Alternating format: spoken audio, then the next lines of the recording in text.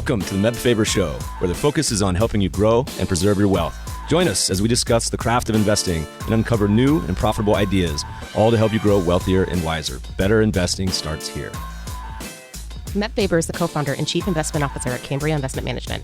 Due to industry regulations, he will not discuss any of Cambria's funds on this podcast. All opinions expressed by podcast participants are solely their own opinions and do not reflect the opinion of Cambria Investment Management or its affiliates. For more information, visit CambriaInvestments.com.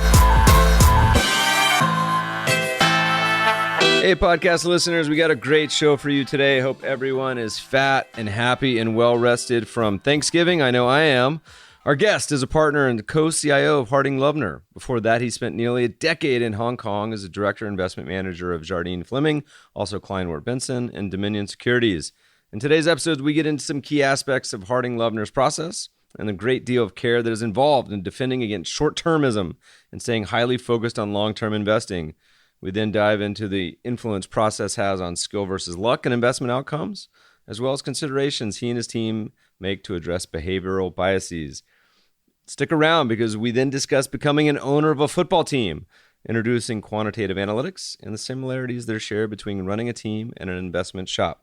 Welcome to the show, Simon Hallett. Thanks very much, Meb. Glad to be here. Welcome. You're in person, which is great, here in smoky California right now. You're a Pennsylvania guy, but originally a Brit? Originally a Brit, yep, from southwest England. I spent some time in the UK this past year and a fair amount of time in the pubs, trying to get some boots on the ground understanding of what in the world is going on with Brexit. And the more time I spent in the pub, the more confused I got. That's normally what happens in English pubs. And I don't think that anyone my local friends would try to explain to me what was going on with Brexit. And it got more and more confusing. As a quant, it doesn't, of course, make any sort of input into our process, but we were, in our largest fund, buying stocks as they continue to get cheaper and cheaper. It's been interesting to watch. It's certainly been interesting. I wish I could say that I'm in a position to explain it to you clearly. Well, I mean, I can't explain American politics either, so it's perfect. Their politicians are going to politic. Harding Loevner, talk to us. I don't know if a lot of our listeners are familiar. Some may be. This is a big money manager, asset manager. What's the story? The story is 30 years old, founded in 1989 by Dan Harding and David Loevner, who had been portfolio managers at the Rockefeller family office, Rockefeller & Co. in New York, decided to break out on their own. I joined a year later, and today, actually, we're about to celebrate our 30th anniversary, which has recently passed. Congratulations. Thank you. Today, we manage about $65 billion across global equity. We're essentially a long-only, bottom-up, fundamentally driven research house, having a global equity product, a non-US equity product, emerging markets, and then a couple of subsidiary products such as international and global small caps, and a frontier emerging market product. We're mostly institutional, but we have quite a strong distribution in the United States as well. Very cool. Old school stocks. I love talking about it. You know, as the year winds down, as the decade winds down, it's been a pretty bang up decade for U.S. stocks, depending on the domicile. Probably not as good of a year for most other countries or regions. Walk us through a little bit of how things work at Harding. Are you guys a value shop? Are you a growth shop? Are you a what? We think of ourselves as a quality growth shop. I recognize that that's a label that's fashionable these days, with some good reasons, some bad reasons. But from the day we opened the firm's doors, we focused on what I'll call high-quality growth companies. Look, very long-duration growth companies, not so much the kind of tech superstars, the biotechs and so on, but to me, the classic Harding Loevner holding is Nestle, which we've actually owned continuously through the life of the firm for 30 years now.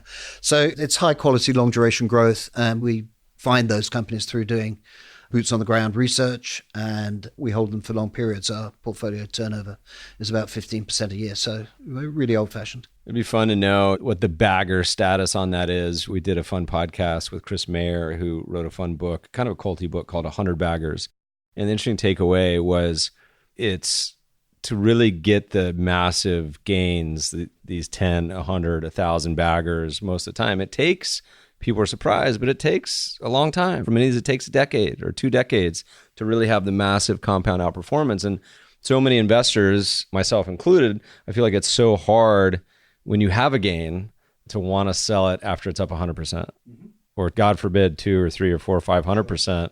But so many of these just compound away. Yeah, absolutely. But that's one of the founding tenets of behavioral finance, isn't it? That we become risk averse in position of gains, and we tend to sell too early. Actually, our background is as taxable investors, obviously at the Rockefeller family, but also my background in the UK back in the late 70s.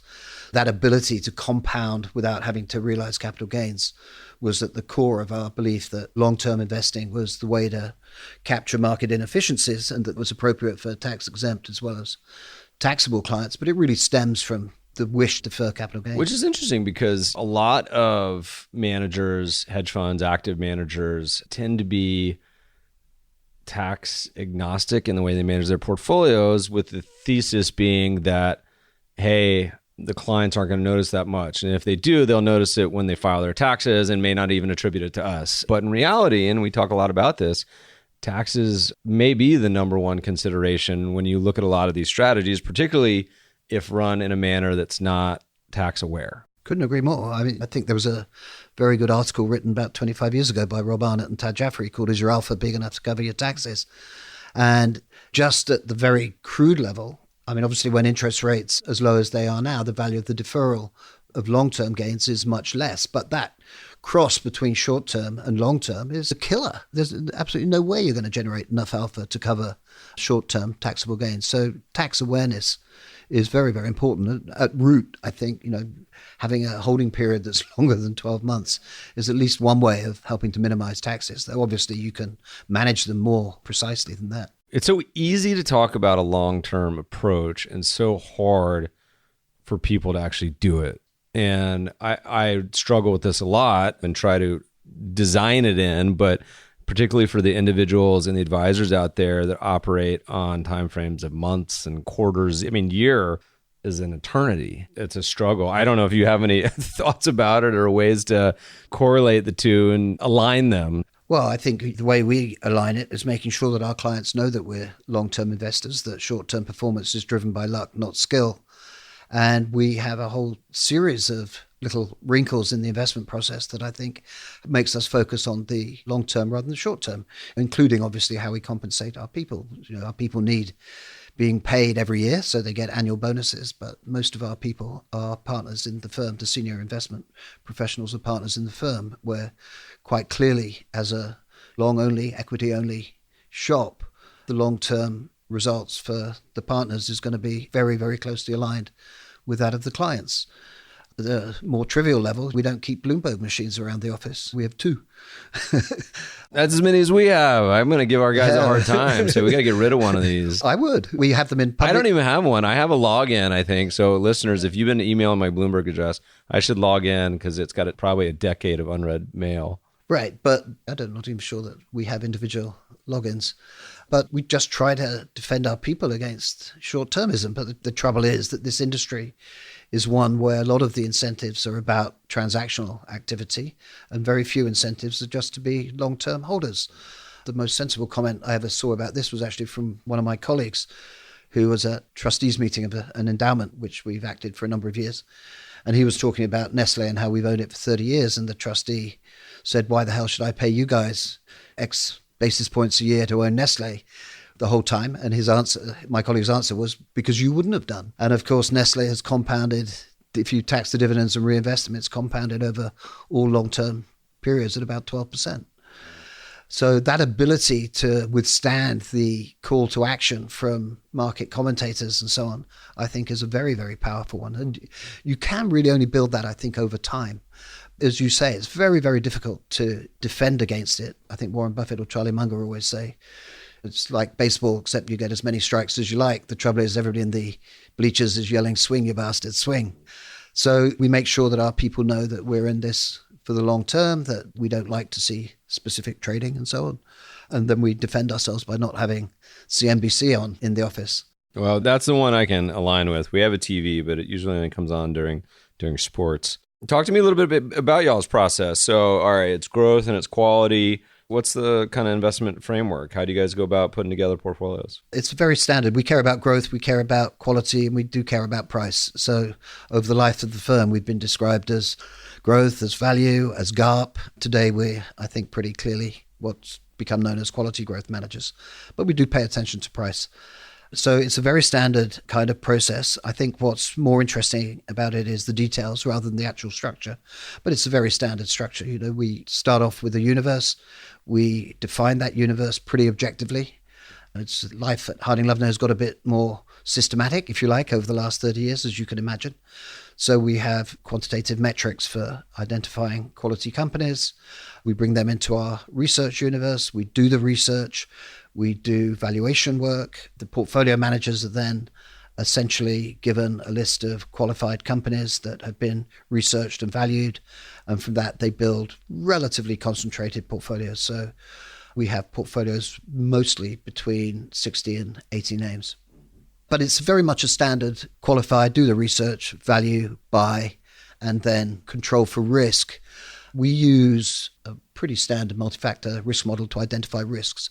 But in most of our portfolios, most of our traditional portfolios anyway, the strategies that we've run for 30 years or so, risk control is a kind of post hoc part of the process after the bottom-up portfolio construction. As you guys establish positions, and this is a very, as you mentioned, traditional sort of value-added research process, what's the sell discipline, or how do you think about the portfolio as a whole? Two different questions, kind of. Two different questions, yeah. When we think about the portfolio as a whole, we have kind of two levels of risk controls. One is a series of parameters that the portfolio managers absolutely have to stick by, which would control for position size, control for geographical sector and industrial limits. And then the second level of risk controls, which we've been looking at more closely over the last 10 or 12 years, has been using a multi-factor risk model. Mainly, as I say, with a view to making sure that we're not taking on unintended risks. We can now identify better where we're overexposed to momentum, which is not part of the investment process, where we're short Asian value, for example. It actually would be quite a good example that over the last couple of years, from time to time, the risk models have told us that we're massively short Asian value. So we would then go to the portfolio managers and say, you're short Asian value. They would come back and say, that's because we don't own Chinese banks. We think they're not very good quality. They don't meet our criteria. But in the past, we've actually sent our bank analysts off to China just to go and reconfirm that. So we're getting more sophisticated in our use of risk models. Portfolio managers now will have available dashboards that show the impact on the risk model and the forecast of the risk model before they make any transactions. Well, it's interesting because you have a quote here, which I'll read. I think this is you. It's from a letter to shareholders, so it may not be you, but it sounds like something you might say. Probably me. It says, the management of risk is central to the practice of portfolio management. Success requires understanding its sources. What you don't know can hurt you. Embracing it, investors are ultimately paid for taking risk and controlling it to remain within desired boundaries. Is that you, by the way? Maybe. Maybe. Definite maybe. The part I think is interesting, you mentioned what you don't know can hurt you as a part of that risk management process, is that if you were to ask the vast majority, I think of even professionals, what the essential output of that takeaway was, people say, I built my portfolio and here it is. And you say, well, do you know X, Y, Z? Most people would not know any of those things. They may have a feeling about it, but specifically, and at least say, hey, you don't have to. The example I give is, we talk a lot to the listeners, by the way, go crazy because I've mentioned this a million times, but we talk a lot, for example, about U.S. investors versus the global market portfolio. U.S. investors typically allocate 80% to the U.S. when as the percentage of the world, it's only half. And I say, look, you don't have to change it. You can continue to put in 80 if you want, but you should be aware that you're making a big active bet. And almost no one is. So I think this is really interesting as you drill down into specific themes and exposures, at least to let people be aware of it. Absolutely. I completely agree. I think that this is actually associated with the undervaluation of opportunity costs. There's that old Wall Street saying that what you don't own can't hurt you, but it can. Like it or not, we are in a world where we get measured relative to benchmarks. I happen not to object to it, actually. I think it's a perfectly reasonable way of seeing if people are doing a good job. And if you don't own something that's big in the benchmark and meets your criteria, then it costs you, it costs your clients. So what you don't know can hurt you very deeply. The trouble is that people underestimate opportunity costs. Pretty well established, I think. The key is just picking a really easy benchmark. That always helps. I know you're only joking, but benchmarks are always easy to beat with hindsight. When we started the firm in 1989, the non-US equity index was dominated by Japanese equity, and Japanese stock markets were dominated by Japanese banks trading at 10, 12 times book. With hindsight, that made the MSCI ACWI ex-US easy to beat, but you had to take the active decision not to own Japanese banks. And that wasn't always an easy decision to take. Much like late 90s not owning tech. You know, that vacuum hoovered a ton of people in because of this benchmark situation where if you didn't own them, I mean, I think the classic example is Buffett underperformed the NASDAQ in 1 year by like 150 percentage points, not basis points, 150 percentage points in like 1 year. A lot of people can't handle that pain. Correct. So again, I think that comes back to building firms and cultures that can withstand pain. Whenever we have one of our town hall meetings, we try to remind people that the assets under management at Harding Loevner have fallen in half 3 times in the life of the firm in a very short period of time. So you have to build a firm that can last that kind of volatility. I mean, sometimes it's the market, sometimes it's our own errors, and sometimes it's we're out of fashion. Or boneheaded investors. I mean, that's one of the hardest parts, even as a large shop. We see it across every big shop. We just had on the podcast Ben Inker from GMO, where they very famously talk about the pain of the late 90s and 2000s and assets going down a bunch. And the struggle for us being a public fund manager is there's not a whole lot you can do about it. You can try to educate people, but at the end of the day, it's their choice. So I say here is always, that's the agony next to you being a public fund manager. Don't get too excited on the way up as assets are coming in, and don't get too despondent when it's washing out, because it will. Absolutely. As long as you have confidence in your process and you think that your style can add value over long periods of time, but you have to be able to build a firm that can withstand the volatility, and you have to have people who are prepared to withstand the volatility. You know, we've gone through periods of being out of fashion. Actually, I remember one of our marketing people saying, basically criticizing and saying, you're sticking to your guns too long, the world's changed, and actually said to me, would you rather be rich or right? And I said, I'm sorry, I'd rather be right. But it can be expensive sometimes. For someone who's been around and has kind of been through 3 cycles where assets went down, do you have any advice or tips for the firms out there that either, if you're about 5 different styles right now, you're struggling, or if almost anything relative to the U.S. market cap at this point, you've probably underperformed in some fashion. If you're a financial advisor doing your client review at the end of the year in 2019, and you have, I don't know, emerging markets, God forbid you still have commodities at this point, really foreign or a number of things other than U.S. or real estate, clients are probably saying, why do we own this? From the firm building standpoint, from the management of the culture and the people, because it's easy to say, yeah, let's have a long-term view. How do you kind of build a structure that makes this any easier, if that's possible? I think equity ownership is a very important part of it. Hiring the right people, hiring people who share your vision about the long term. It's pretty easy to know whether people want to take a short-term view on stocks and so on, but we've always taken a long-term view about everything. Most obviously, you see it in the portfolio turnover, but we've taken a long-term view about how we manage the business, how we manage the firm. We sold a stake to AMG. We're an affiliate of Affiliated Managers Group as of 2008.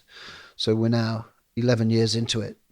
We're having our first retirement this year. So the reason we did that was to think about succession. I'm 65 next year. David Loevner's a little bit older. When we first started, we hired our friends. I think that actually may be a quick answer. And it caused problems to some extent. We hired our friends in the early days because we trusted them. We knew that they had the same kind of standards of integrity and so on that we had, that they shared the same kind of vision about doing fundamental research, creating portfolios from the bottom up and so on. And of course, we then realized by the end of the 90s that we were all the same. And of course, that's a terrible, terrible culture for good decision-making by groups. So we've hired carefully, and we already had that foundation of people who shared that common vision. But I'm not going to tell you, you can't do it in the short term. I mean, it takes time and it takes surviving. Survival is the main thing. And that means being financially cautious the whole time. So, we know where our break even is, and it's essentially we're fine if our assets under management fell in half. We say often the biggest compliment you can give a company in our space, managers survive. Because it's particularly this cycle for the hedge fund world has been an absolute graveyard. I mean, just one after another after another. Talk to me a little bit about if you have any thoughts on dealing with long-termism and having these discussions with clients. So whether it's institutions or advisors or whomever it may be, even when you're talking in the beginning or when you're going through underperforming periods, any strategies, thoughts, suggestions on how to deal with them? I don't think I've got or any. How to pick them? Yeah, if you I don't can. think. No, it's an interesting thing. Look, our track record is very good. Our short-term performance is good. Our medium-term, long-term is all good. So it gets relatively easy. But we still lose a very significant portion of our assets at the gross level every year. Turnover amongst clients, even for a firm like us, which I think has a reasonably strong brand, we're known for being long-term in approach. We're known for doing what we do thoughtfully and very, very consistently, and for being very process-oriented. So if anybody is going to keep assets, I thought it would be us, and we don't manage to do it. So heaven forfend that I should give other people advice about it. But, we keep trying. But it's very, very difficult when you're facing an industry that is yelling at you the whole time. Act, act, act. And when we all have biases towards action. It's one of my biggest hobby horses. So I've been in this industry 40 years and started off after a brief sojourn at a bank managing money or assisting somebody managing money for private clients in London in the late 70s. So it's been a fantastic 40 years to be a long-term investor. It's been a fantastic 40 years to be an investment manager. But I'm not so sure that it's been a great 40 years for the clients. And I think our industry has done a poor job of educating people about the benefits of long-term investing, about the benefits of compounding reasonable returns over very long periods of time, because the industry is driven by transactional commissions and fees. The incentives are all wrong. And I think one of the things that I'm proudest of is that we have stuck to our guns. And for those clients that have been with us for a long time, they've had very good returns. But to be honest, our time-weighted and our dollar-weighted returns are a little bit better than the industry's, but not a great deal. It's tough to watch where you see a lot of these behavioral gap that Morningstar talks a lot about on the spreads, particularly with the volatile fund managers that often become star managers that do really well and good some periods and terrible in others. And you see just the money wash in and wash out, and it's always does such a bad job of the timing. Well, that behavior gap I look upon as the failure of the industry that I'm talking about. I find it shameful that the industry has encouraged, by the industry I mean the whole of the financial services industry, not just investment management. The role of the star system, which is particularly prevalent in Europe, is something that I think is probably on the wane. I don't know if you followed what's happened with a guy called Woodford in the UK. Tell our listeners. Yeah, so this was a person who was a star fund manager for 25 years at a big investment management house, created a big name for himself. The firm that he worked at publicized his name and used him as a magnet for drawing assets. He set up on his own, very quickly raised, I think it was something like 15 billion. Has subsequently underperformed. He suffered, like many stars, from the rush of blood to the head, where he thought that his skills in one domain could be transferred to others. And as soon as performance turned and he was having a tough time, there was a run on his funds. He's been fired. He's now in disgrace and so on. But again, I look upon that as partly, he's a human, so it's partly his fault, but also the institutional setup that encourages funds to be attracted to so-called superstars is, I think, very dangerous. And I think it's fair to say that at Harding Loevner, we've done a good job there. We actually have co-leads on all our strategies. And I don't think anybody in the marketplace, unless they were a consultant or so on, could name them.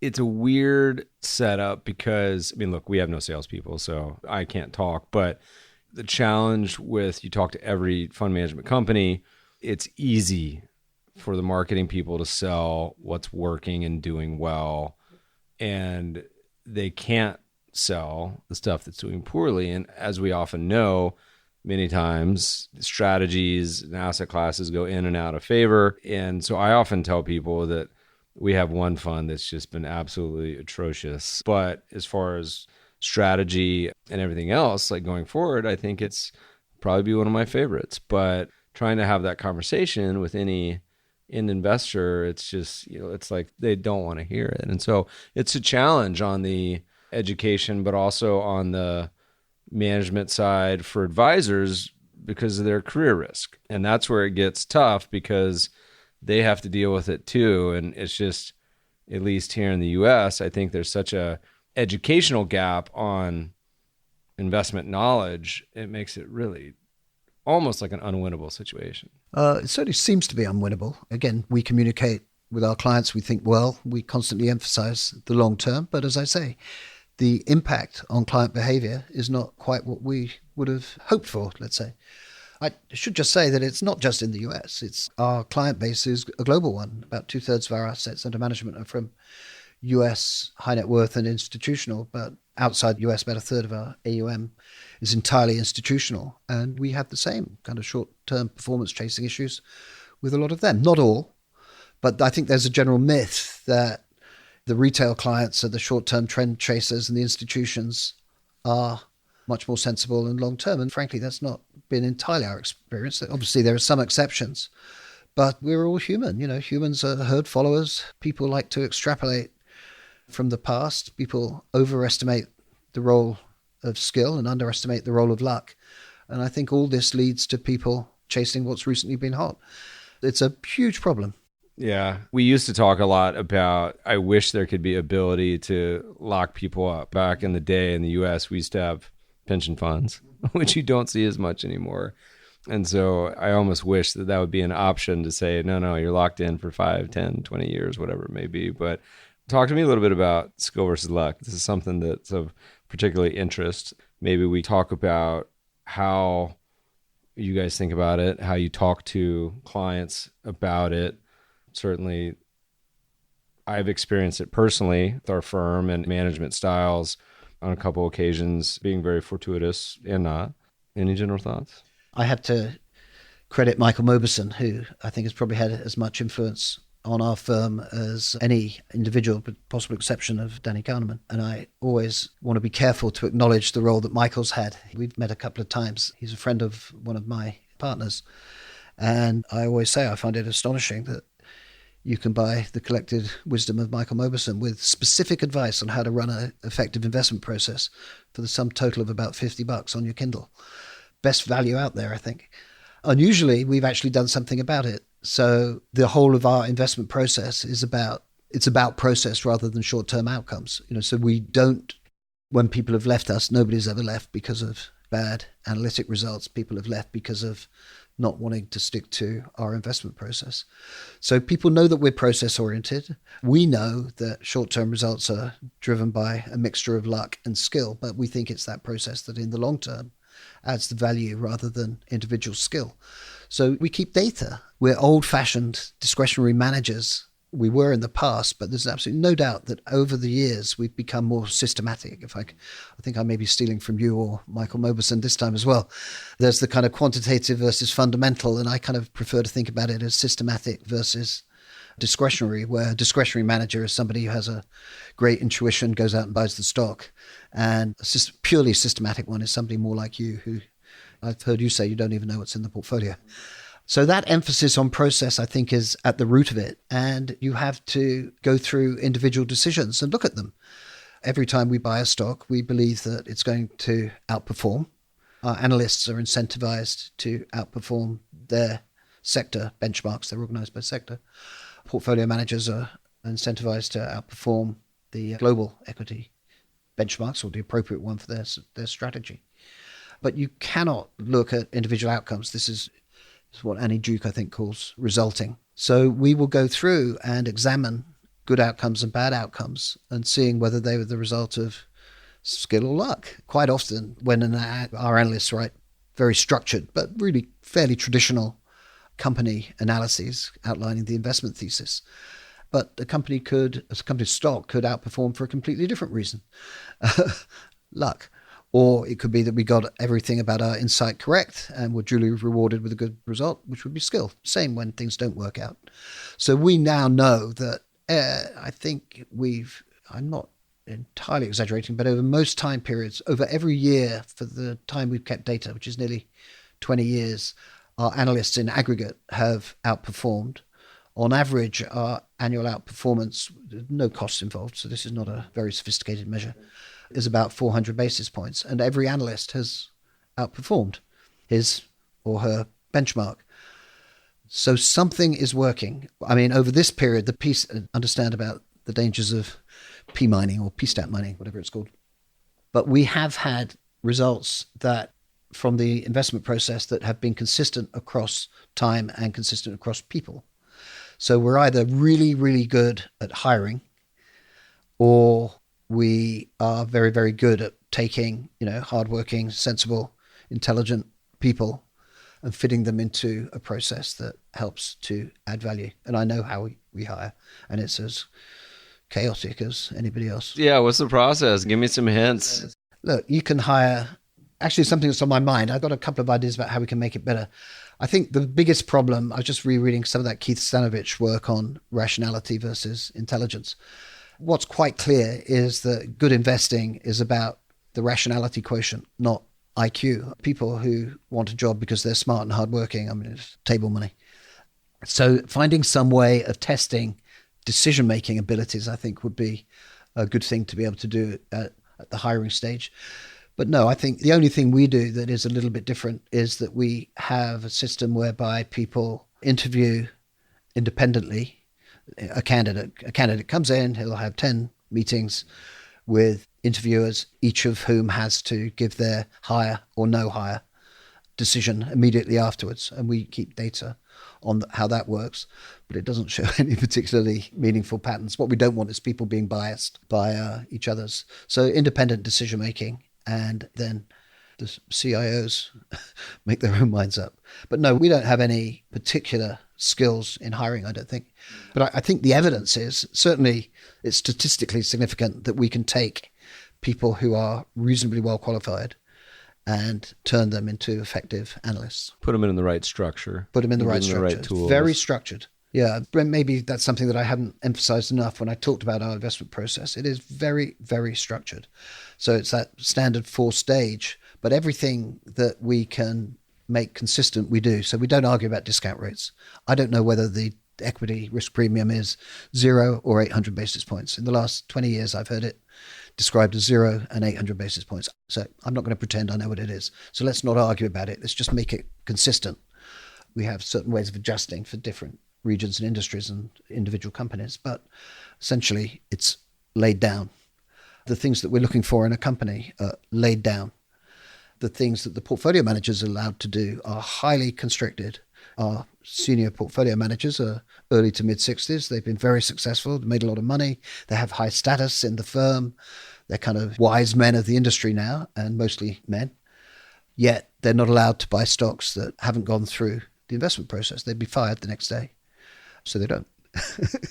I call this kind of bounded autonomy.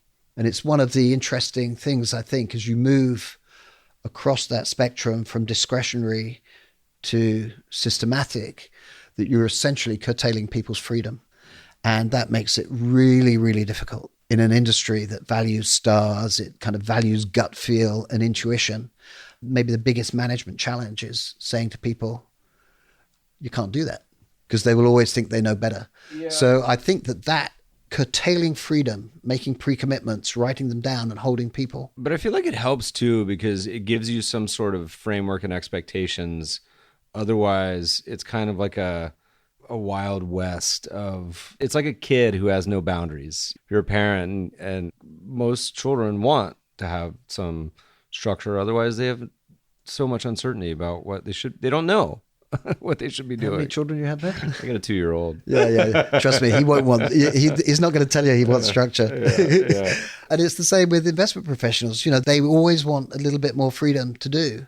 And look, rationally, they could step back and say, yes, I want to shackle myself to a certain style, to certain objective criteria and so on. But when it comes down to it, they tend to resist it. It's been a big managerial challenge. We talked a little bit about, before we get started, this concept of behavioral finance, which can mean a lot of different things. And I think you said you've been practicing and studying it for a long time before it was even called this. What are your general thoughts on that as far as a part of the process or how you guys think about it at Harding? Well, my general thought is, I'm not sure if I was saying it earlier in the podcast or before we began recording, but my general thought is that this is all known knowledge. It's all out there in the public domain. It's part of the CFA Institute syllabus, and yet very few people put it into practice. And I think that's partly because people don't want their freedoms curtailed. So you see it in other domains as well. Michael Lewis wrote about this in Moneyball, that people knew that there were objective measures of what made a good hitter, but preferred to go with intuition and gut feel. I'm involved in a football team, soccer team in England, and trying to introduce quantitative analytics there is also a struggle because people think they know better. So what we've done is really around the edges of the investment process, wherever we can, we've added something that's based upon behavioral finance or the work of kind of practitioners of behavioral finance. I'm talking about people like Michael Mopperson. I mentioned opportunity costs earlier. One thing that we've introduced in the last 15 years that we didn't do before was show people the opportunity cost of the stocks they cover. So analysts get to cover whatever it is, 20 to 30 companies. But every week we produce a chart showing them how the companies they don't cover stack up on quality and growth statistics. So in their face the whole time is the opportunity cost of what they've chosen to cover. The other end of the investment process, when it comes to portfolio construction, we've taken the advice of some of the cognitive people and we disaggregate the portfolios. They're given independently to portfolio managers who act independently, don't have to agree, and then we just mash their portfolios together to provide the model that's delivered to clients. The reason why we only have 2 Bloomberg machines is based upon the observations of Taleb back in Fooled by Randomness, which is in turn based upon Kahneman Tversky work, that the utility curve is kinked around zero and we suffer losses more than we suffer gains. If you look at prices every day, it's roughly 50-50 that they're up or down. If they're down, you feel pain. If they're up, you feel joy. But the pain outweighs the joy. And if you look at prices all day, you'll become too risk averse. So, the appropriate period for looking at stock prices is probably about a year. And again, one of the challenges of the last 10 years as the internet has become more widely available at the desktop and on people's phones is stopping them looking at stock prices. So we have health warnings actually by our Bloomberg terminal that say looking at prices too much will make you too risk averse. It's hard. It's hard not to look, and it's hard not to get too caught up in some of these things and putting it into perspective when so much of the world around us is going crazy about everything, about every single day. And it's funny, you look back at what happened in month 3. I can't even name half the events that happened this year. Probably even last week. It feels like last year that it's so constant. The world has always had a lot going on in it. It's just that we're much more aware of it now and it's pushed to us more. And I think that that's part of the discipline of being a bottom-up investor, that you have absolutely to step back from that kind of stuff. We talk about this a lot internally. You have to be able to say, I don't know. And I have to give permission to anybody at Harding Loevner who's asked about what they think about the dollar, what they think about the market. They are absolutely permitted to say they don't know. And if they want to give a view, they should put it with health warnings. My forecasts are just as bad as everybody else's. So we try not to do any forecasts that we don't have expertise in. Now, we're experienced investment people. We've been around the world a long time. We read a lot, obviously.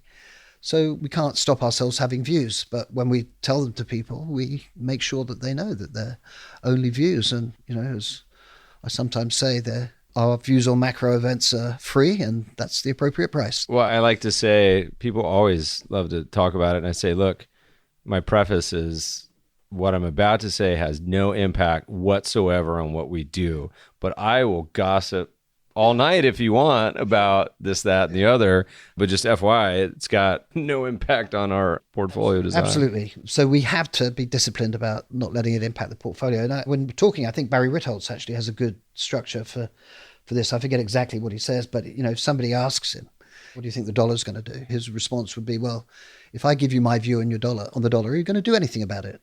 Do you know what my track record on forecasting the dollar is? So, this is edutainment, punditry. We see it in many domains, but it's so prevalent in this industry and should not be. Well, there's something wrapped up in, and I'm trying to remember who said this, and I'm blanking on it, but they said the reason people like making predictions so much, because good God, that's all people want to do all day on Twitter and on TV is make forecasts and predictions, despite the horrific track record in general of predicting the future.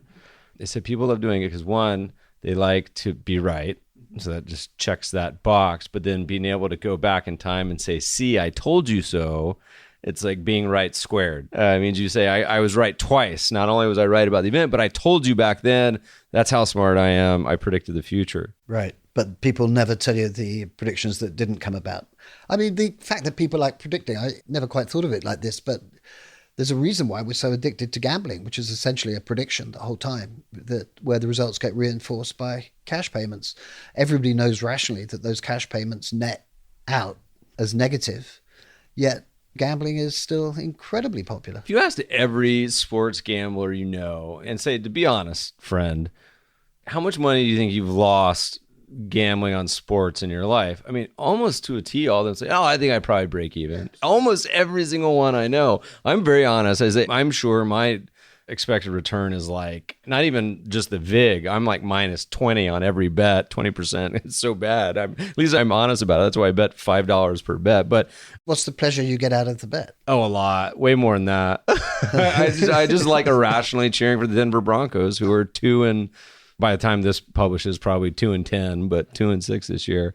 I think that, and we could spend the whole rest of the podcast on behavioral biases in sports, but I think that part of the behavioral challenges with investing is it takes the worst of those behavioral emotions, very similar to sports betting, and plays out where a lot of people, I think they just want something to cheer for, which is why they have such a binary view on so many securities or allocations. And going back to the happy hour discussions and gossip, say, what do you think about stocks right now?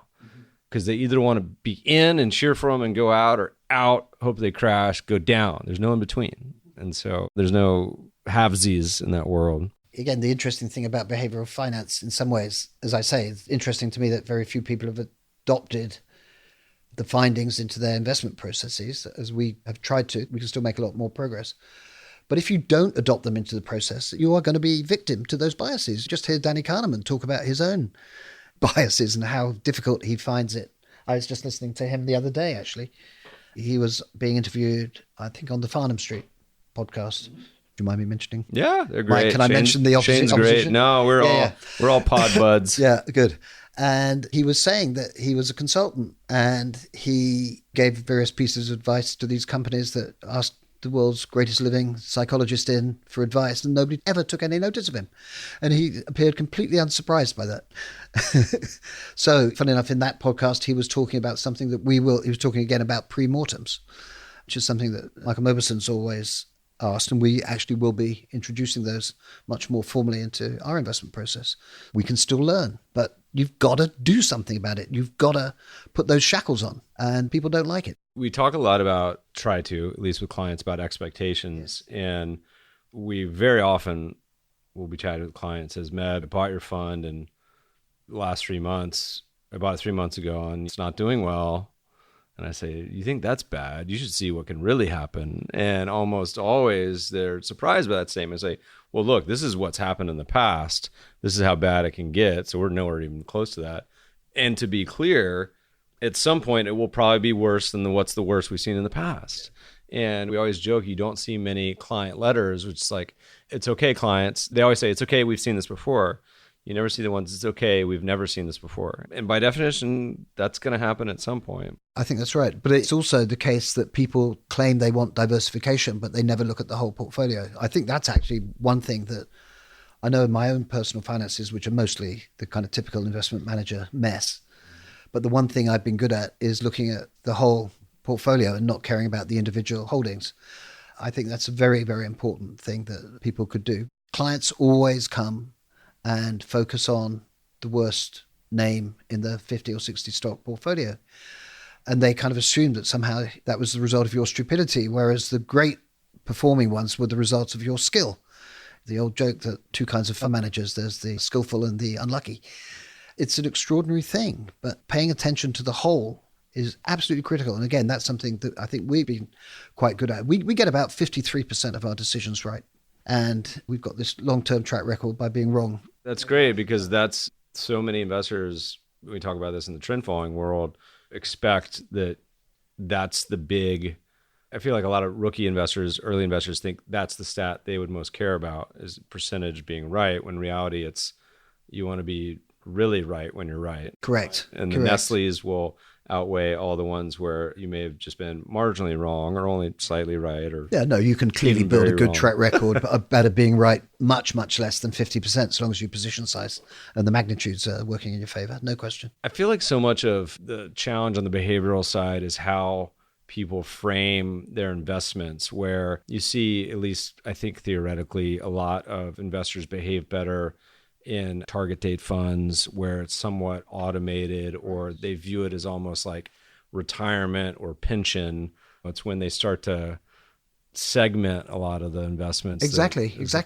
So I think you think about the whole portfolio and then you pre-commit. Those pre-commitments are extraordinarily powerful. So savings, I mean, I happen not to like target date retirement funds. Last time I looked at them, they had crazy amounts of equity for relatively old people. But everyone's going to live to crazy. 120 now. Yeah, so that's what you right. think is old is really not that old. That is true. Yeah, I wish. But I think looking at the whole portfolio, pre-commitments that you can't get out of are very, very important. You actually asked a bit about our sell discipline, and I didn't answer because I answered the first question. Part of our sell discipline is that we build in what we call milestones into the investment thesis, which basically say these are the circumstances under which I will at least strongly consider selling the company, and there'll be various targets that we think are reflective of the undiscounted insight that we're trying to generate. It's all too easy for an analyst to say, my milepost for this Chinese tech company is Chinese GDP grows more than 10%.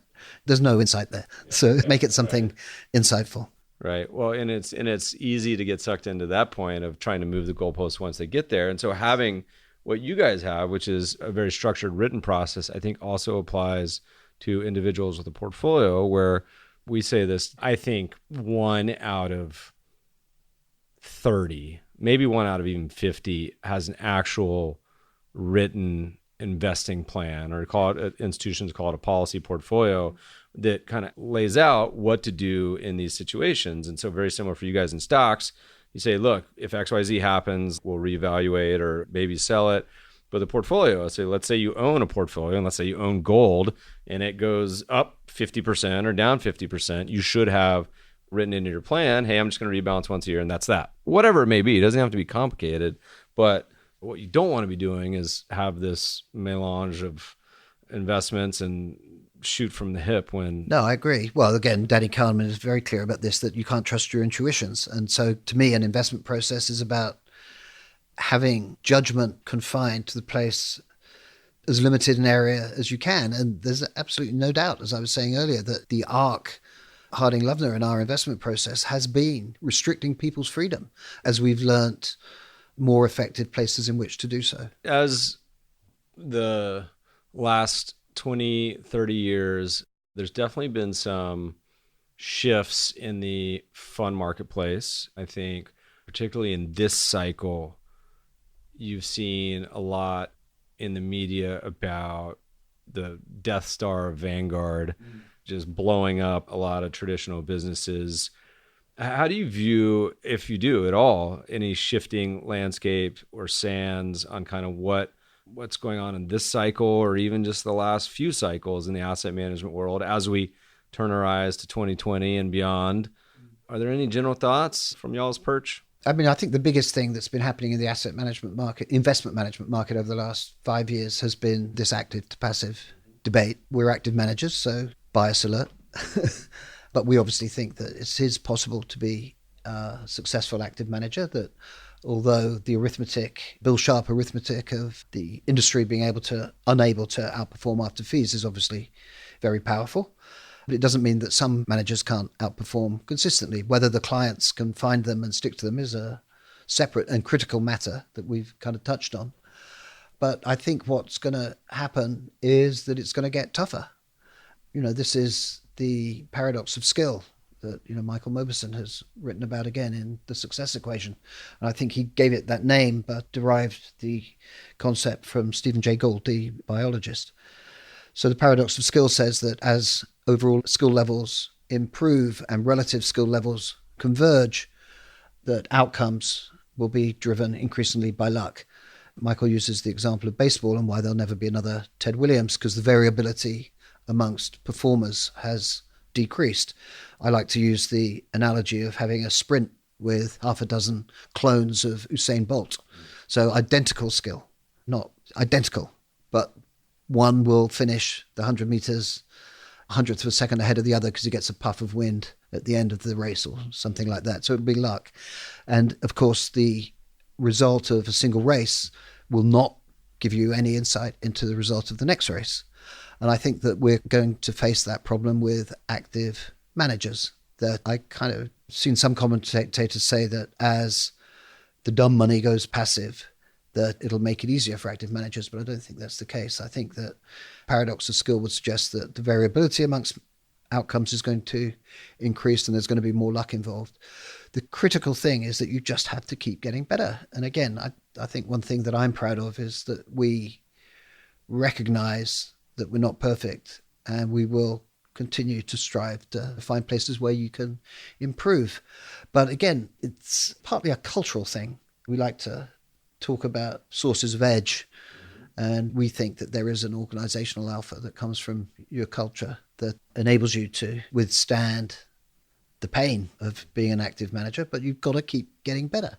You've got to find places that you can distinguish yourself from the opposition. This may border the gossip side of the question, so answer as you see fit. But you guys run portfolios with mandates in all sorts of different regions, I believe, not just domestic, but global and even emerging, maybe even frontier. Do you believe that there is more opportunity for edge and or outperformance in some of those markets or regions or not? Any thoughts? Yeah, I think that there's opportunity for edge in any market because markets are still driven by humans suffering behavioral biases I think there's a behavioral edge to be had. And, whether you can allocate that to the way you do your analysis or how you do your decision making, but I think there's a behavioral edge in any market. I think beyond that, I kind of share the kind of common wisdom. I think that this kind of smaller, less liquid markets with maybe less sophisticated participants would tend to be better places to seek alpha. But we've found alpha even in the United States. I mean, so it is possible. I share the common wisdom that the less liquid, the smaller, the far-flung have greater opportunities for alpha. But I'm not sure that that's true. I think the opportunities exist everywhere. So I'm the owner of a football club, soccer club. We're in the 4th division. This isn't just like 8-year-olds. No. This is professional soccer club. Average. I was going to say I'm sponsoring a local Manhattan Beach team. All I buy is T-shirts. Okay, well, that's yeah. I buy a little bit more than T-shirts. So we're in the 4th division of English football. We have crowds of 10,000, 10,000 ground. We'll soon have capacity of about 18,000. So all fully professional team with a 123 years of history, 133 years of history. Proper lower league football club. And I'm just constantly struck by the similarities of running a football club and running a investment team. The decision making suffers from all the same biases, extrapolation of recent results. The fans are yelling at me because we lost on Saturday, but we won the previous Tuesday by the same score. It's all about spending money effectively, and in particular, the irrationality in the market for players is extraordinary. Again, players will get big contracts after outlying seasons. Nobody does proper analytics. They go with their intuition the whole time. And yet what you're trying to do is very similar to building a portfolio. You're trying to get a series of underpriced assets and then combine them together in a way so that the portfolio has aspects that are superior to some of its parts. It's exactly the same in a football team. You've seen this start to percolate. I mean, obviously Moneyball is a big influence for a lot of people. You see it where in some sports, it's just so woefully Stone Ages. I mean, even in football, if I was an owner, I would say, look, here's the deal, coach. You're going to get hired, but you have this computer on your arm. And so when you make a decision that goes against the computer, you better have a really strong reason why you didn't go for it on 4th and 1, whatever the reason, because, and you obviously can't have a computer on your arm, but sort of the odds, because it's such a clear example of just irrationality, because that's the way it's always been done. And on the management side, on the player side, I mean, that's just like total emotional Wild West. How have the analytics started to make it into soccer? Didn't John Henry buy a team? John Henry bought Liverpool. Okay, Liverpool, yeah. So John Henry bought Liverpool and they just became European champions. I kind of think maybe this is the watershed moment. This is the kind of Moneyball moment. Now, having said that, I think even Liverpool people would tell you that they're not as good at the analytics as they'd like to be. The analytic team says we're going to buy X and Jurgen Klopp says, no, you're not. This is why it's so similar to running an investment team, that once again, you're curtailing people's freedom. And the key thing to me about Moneyball was the relationship between Billy Beane and Art Howe. So in most sports, the coach is the kind of godlike figure who rules as much as possible. You know, Alex Ferguson being a classic example, Bill Belichick in the NFL. But Billy Beane was Art Howe's boss. And it was very clear that Billy Beane was Art Howe's boss, and Howe had to do what Billy Beane said. Now, clearly, there was some friction, but essentially that's what got it through. I think that in sports, you have to have those kind of organizational structures in order to make the analytics work, because people don't want their freedom curtailed. Right. It's very, very interesting. Very similar thing. There's nothing that plays out more with sports than career risk, where people don't want to go against just the feeling of going against the crowd. It's so uncomfortable. Correct. Well, this is a classic example in soccer, actually, of analytics here, is in penalty taking. So a penalty is where the ball is placed 12 yards from the goal and an attacking player is invited to score past a goalkeeper who is required to remain on the goal line. And roughly 75% of penalties are successful. And there's a stack of data about the optimal place to put the ball, and the optimal place is right down the middle. The reason being that the goalkeeper suffers from an action bias and some kind of career risk. So if the goalkeeper dives left and the ball goes left, it's like, wow, he was so close to saving it. If he dives left and the ball goes right, it was, well, at least he did something. If the ball goes left and he just stands in his middle, it's, what the hell are we paying him for? So I don't watch that much soccer. I don't know that I've ever seen a goalkeeper just stand in the middle. There you go. There you go. I like maybe on accident, like they were kind of just got flat-footed, but I don't think I've ever, for the most part, he's risking his career to succumb to the action bias. No question. And by the way, there was a quote that Bill Belichick made within the last couple months where he says, where they asked him about analytics, and he's implied that he wasn't a big user, which is 100% BS, by the way. I guarantee you he's one of the most quantitative coaches because of the decisions he makes. I guarantee you he's a huge stat user. He's just BSing the world to keep his edge. Plus, he's probably cheating, Boston fans. I mean, come on. He's got he's statistical and statistically cheating. I'm sore right now, but it's fascinating, and it's fascinating from so many different angles, from the actual player acquisition to the management of the game to even the line setting and a lot of the influences that go on with that. I think player acquisition is something where it's got the best chance of taking off, certainly in English soccer. Slightly exaggerating about how absent it is. It is clearly, a lot of teams now have, at my team, we have a data analyst, but he really takes the video and chops it up for the manager to look at. But clearly, some of the bigger teams have quite serious analytics departments now. And we've got vendors who are providing reasonably serious analytics about certainly the top level games, maybe not down at our level. Good business to be in, listeners. Come up with some stat businesses. I mean, I imagine in the US, I'm sure this probably exists already, but almost applying some Moneyball to like high school kids and selling Hard to it. get the data. That's Yeah, the but that's what I trouble. mean. Like go and have a business that records all the games, and so I'm sure someone does this. I have no idea. It's such a big Privacy business. issue. It's a genuine issue. I mean, because all the clubs in England have academies, and getting data on kids at other academies is quite difficult. There are obviously quite clear privacy issues involved. So at least here, people often joke that soccer parents are the worst parents as far as yelling at the coaches and refs and everyone else. Is that a similar feeling? Do you get some beer bottles thrown at your head when you go to games? I've yet to avoid it so far. Yeah. I've yet to avoid it so far, despite us having a bad year.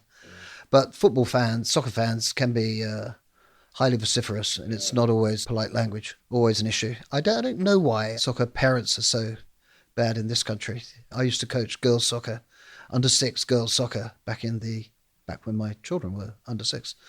It really was quite remarkable how people who knew nothing about soccer would constantly be giving you advice about what to do. Yeah, poor coaches. It could be because it's expensive. I mean, soccer is different in this country from most other countries. I mean, here, I think if you play on a traveling team, you're spending $3,000 a year. It makes a big difference. Something to look forward to, mate. Yeah.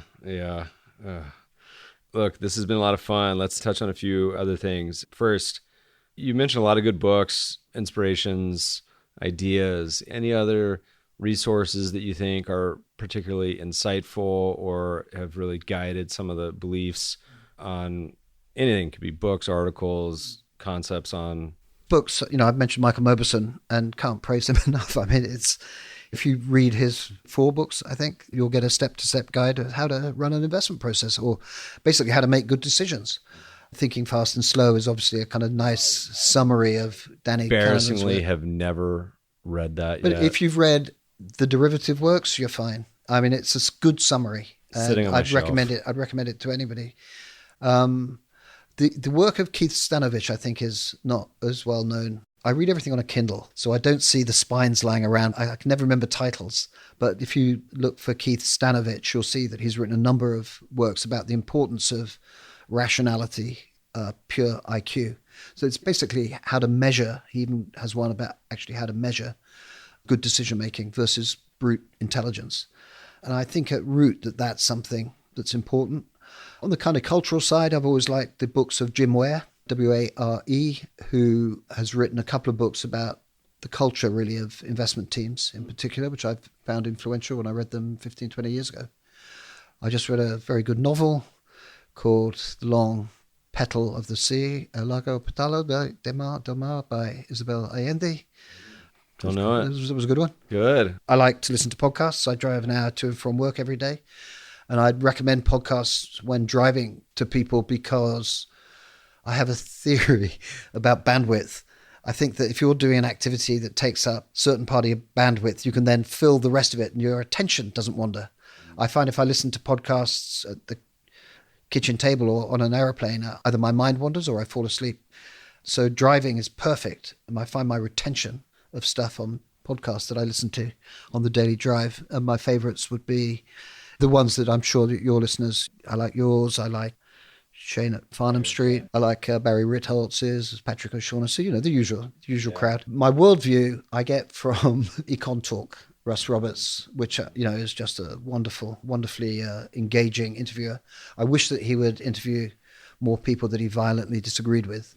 There's a little bit too much same, but I do like I mostly like his way of thinking about the world.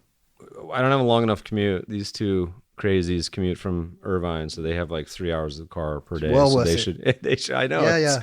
Move further away and have more podcasts. Mine's dog walking. Yeah, you see, that's not, my mind would wander. Yeah, there's not enough to do. And I've tried it, jogging and stuff, and not enough to do.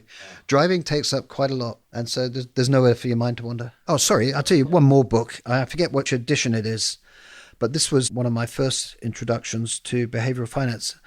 Again, all investment people claim to have read Ben Graham, and I think very few have. But to me, The Intelligent Investor is the great book on behavioral finance. And you can read, I think it may be the 4th edition, the 6th edition, that Jason Zweig, now at the Wall Street Journal, edited. And his commentary that kind of brings Benjamin Graham's thoughts about investor behavior into modern behavioral finance is just fantastic. Again, That would probably be the one book that I'd recommend. Or beginning, when people join us, especially if they're straight out of college, we give them a Kindle with a reading list on. Well, I feel like so many people claim to have read the Graham books. It's almost like saying I read Charles Darwin's. You get the topics, you from osmosis know the general theory, but very few people have actually gone and read the text. But it's probably something people, even once a decade, once every 5 years, should revisit. Yeah, but that Zweig edition is superb. Okay, good. Jason's the best. Looking back on your career, still going, but what's been the most memorable investment? You can't say Nestle.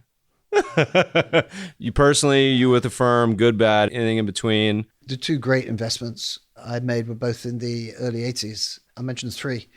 Two were the classic blood in the streets during the Philippines revolution after Marcos, before Corazon Aquino took over. We bought a whole bunch of Philippine stocks, and you could, in those days, buy Philippine long-distance telephone in an ADR form. You could buy it for about 8 months cash flow, and we were buying for fractions of a dollar, and a few years later it was trading at over 100. That was highly memorable. The other one, there was another Philippine stock which was similar. The other one goes back to the late 80s, and it's memorable because it really does demonstrate compounding and so on. And I don't know what market capitalization of Samsung is today, but today everybody knows who Samsung is. They were the first Korean company to give direct access to their stock in the late 80s via the issuance of a convertible bond.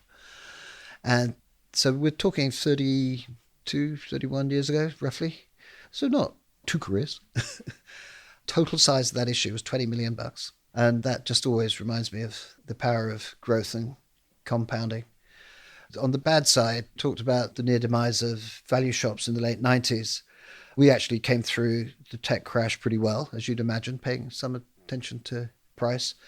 And our near-death experience was in 03, 04, where we actually wrote at the end of the first quarter of 03, after non-US markets had been terrible, the bear market here was just about to end. Not that we knew that at the time, of course, but we actually wrote a piece saying we think non-US markets are as cheap as they've ever been by now. By now, or we'll laugh at you. And we executed that view appallingly. We were loading up on high-quality companies just as the junk rally began.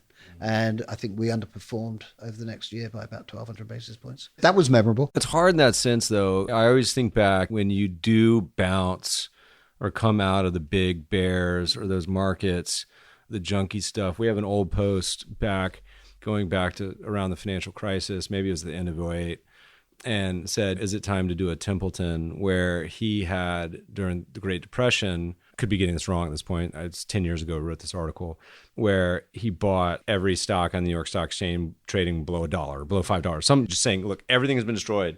I don't know who's going to make it out of this, but some of these will be 10, 100,000 baggers, and most of them will fail, whatever it was, and said, is it time to do this same thing in the financial crisis? And sure enough, some of them went bankrupt, but some of them, being the junkier names, had these just massive, huge upside. But that's the hard part with someone who has discipline and a belief about markets, that the really putrid is what can just rocket ship out of the... Yeah, absolutely. It's very, very hard. We actually didn't have that. It didn't happen quite so badly in 2008. And I think this is one of the areas where you can exercise judgment. So we're quality and we're growth, but we're having a good year, unlike the kind of converts to quality as a factor who are having a bad year. We're emphasizing quality, and our portfolios have the objective characteristics of higher margins, higher returns, less volatility of returns, lower leverage, and so on, and a bunch of other things that we use. But we're not optimizing on those factors. So there is some judgment. And, one of the things that we've been doing over the last couple of years is basically dialing down the quality. It's always going to be above average. The guys who are optimizing on quality and growth up here are suffering, whereas being able to exercise your judgment a little has protected us from that. Yeah, it's interesting. Never a dull day. Yeah. Where can they find you? Where do they want to learn more about you guys? What you're up to? What's the best place? On our website, it's hardingloevner.com. That's HARDINGLOEVNER.com, or they can find our phone numbers there, or my email address is shallett, SHALLETT, @HLMNET.com. Any final, it's almost happy hour here time, any final happy hour predictions? will not hold you to a single one of these for the next decade now. It's 2020. Next decade, they can be contrarian, they can be crazy, they can be totally buttoned down. If there's been a fault, well, there have clearly been. I've got many faults, including investing faults. But my biggest fault as an investor is that I'm incredibly optimistic about the long term, but not today. Yeah. Which is why you need pre-commitments. And as soon as you said 10 years, I think, oh, it's going to be great, but not today. Yeah. So I always think the market's going to go down before they eventually go up. And I always think that. So maybe I should predict the opposite. I think markets are going to go up in the short term and go down over the long run. I mean, it's very hard to see returns being above 4 or 5% over the next decade, I think. So I think it would be kind of helpful to have a correction here and get expected returns back up. But I honestly just don't know. I tend to agree with you, but this is also why I'm a quant, because I say my precondition on being a public markets investor on the particularly the US side is I'd feel, watching news, everything so much, you feel that bearishness to creep in. Yeah, absolutely. And it's easy. Well, and that's why we say, so we are not quants, but as I say, we're more systematic. We do stay fully invested. You have to overcome these things. It's the thing I've learned most, I think, is just the value of rules. Yeah. And that's why you're a quant. And that's why we have more rules than we did 20 years ago or 30 years ago. Simon, it's been a blast. Thanks for joining us. My pleasure. Thanks very much. Listeners, we'll add the show note links, everything we talked about, books, websites, all sorts of good stuff. You can shoot us feedback, send us questions, criticisms, all that good stuff. Feedback at themebfabershow.com. Subscribe to the show on iTunes, Breaker, Spotify now. There's a great new entrant into the podcast space. Thanks for listening, friends, and good investing.